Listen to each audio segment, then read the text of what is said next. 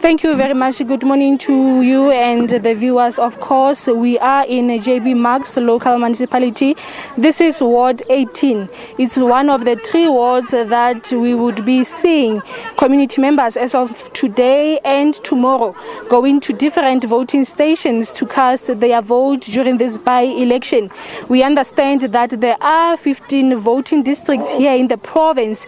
As you would understand that there are also 3 by-elections taking place in different wards in the Rustenburg local municipality or the Bojanala district municipality. But we are in an area where I can attest to that there is no service delivery, and the community has been complaining for many years about the lack of service delivery. You would understand, as we were told by the IEC in the province, that they are expecting about 28,196 voters to vote today during the special elections, as we understand that the main elections will be taking place tomorrow. But I just want to talk to some of the community members here in informal settlement called Sarafina, as they can just give their stance. As my colleague Tumi Khabutlwele will just pan to my left, where you would be able to see the situation around this area where refuse is not being collected. And this is not just the only issue. You would hear many complaining about sewage spillage, the stench that they have to live with on daily basis. But I will just come talk to those who voted today. Ke a leboga thata bo mama gore le kgonne go bua le rona mo tsatsing la gompieno. Le la jalo ka ditirelo re tlhalosetse gore ke eng se o tsweletseng go ka lla ka sone. Okay, ba go rona re la ka di sales delivery tsa mo extension level. Re ba 18, re ba agi ba 18, re la ka matlakala le di series.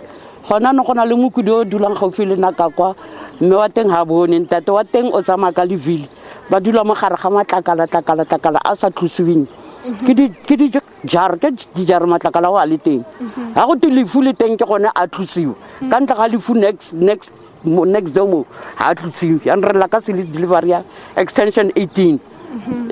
One of the community members there complaining about the lack of refuse collection, saying there that there are even elderly people who are quite vulnerable but exposed to this kind of situation. Mama, re tlhalosetse gore wena o tsweletse go ka lla ka eng ke utla o tlhalosa ya le gore ga o kgone go tshela sentle mo ntlong ya gago. What is going on? Ke tla go tshwarela ke lla ka go bana gona ano dinepekisi se ke dinkileng tsa ntlo e ke dulang mo go ha pula e bana ke phela bophelo ba ke bophela bona toti bophelo gaka ke phela mo toti ke jang sibutse go le motshagare a ke bophelo bo nna ke tshwanetse ke bophelo e ka pula e tla yana e tla go kena yotlhe mo teng ga ntlo ke bona bophelo bo ke bophela from 1996 ke dula ke phela bona bophelo a se bophelo. Sure, as you can see there, more than 20 years, explaining there that her house really is a dumping site. She's living here. She cannot even eat in her own home. She's saying when it's raining, like it was earlier this morning, it's a problem at her house, as she cannot eat. She cannot even sleep very well. But to just get the political context of these by-elections, I will just talk to Professor Rulani Hanyani, who is the local governance expert. If he can just join us and we talk more about these elections. We understand that there are 3 wards here in JB Marks that are being contested, and it's Ward 5, it's Ward 18 and Ward 9. But here at the townships, that's where you would find EFF, ANC and other political parties, and we see in town where we are able to see Democratic Alliance, Freedom Front Plus, EFF, ANC, and of course independent candidates in areas like Ward 9. Just tell us more about this by-elections. You can see the mother here crying, saying it's been many years. If we talk of service delivery and voting, what can you say about that? Well, look, I am appalled, firstly, by the conditions here. I can assure you that since the dawn of democracy, 25 years into democratic rule, this should not be happening. Human rights violations are apparent, and worst case is the reflection on maladministration and corruption and mismanagement of public resources.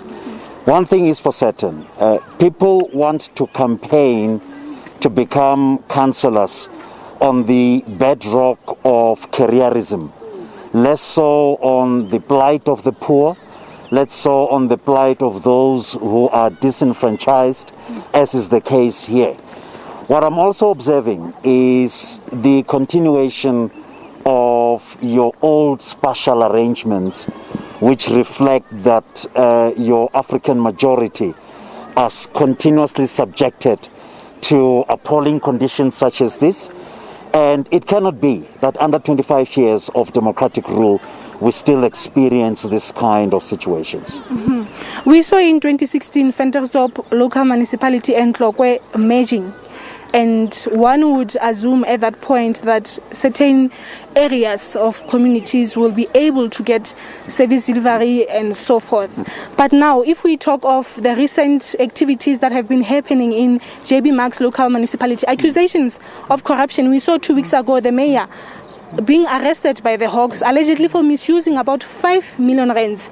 If we talk of the consciousness of the voters and of course the activity of voting, do you perhaps think they will today and tomorrow go to the voting polls with an idea of the recent activities at this municipality? Well, let me answer your questions. I find 3 questions in your contribution just now. The Ventersdorp-Tlokwe amalgamation was done in a haphazard way. It is becoming more evident now that it was to achieve political goals than to advance the welfare of the residents of the former 2 municipalities. Issues of economies of scale, population, mortality rate, and local economy were not considered. And this is what it has come to. The issue of lack of creating of municipal capacity to respond to the demands of service delivery, but more so, not being able to put qualified, experienced public officials in key strategic positions of the municipality going forward. Sadly, you also have the episode of key functionaries, including the mayor, being alleged to have put the finger in the cookie jar. And that's a bit of a problem, because it then speaks to issues of integrity, issues of confidence, and of course the issue of ensuring that people here are able to vote correctly. Another point I must mention, there seems to be a huge gap when it comes to issues of civic education, especially matters that involves elections. I'm getting a feel on the ground that people continue to observe what we call a sympathy vote, especially to the governing party.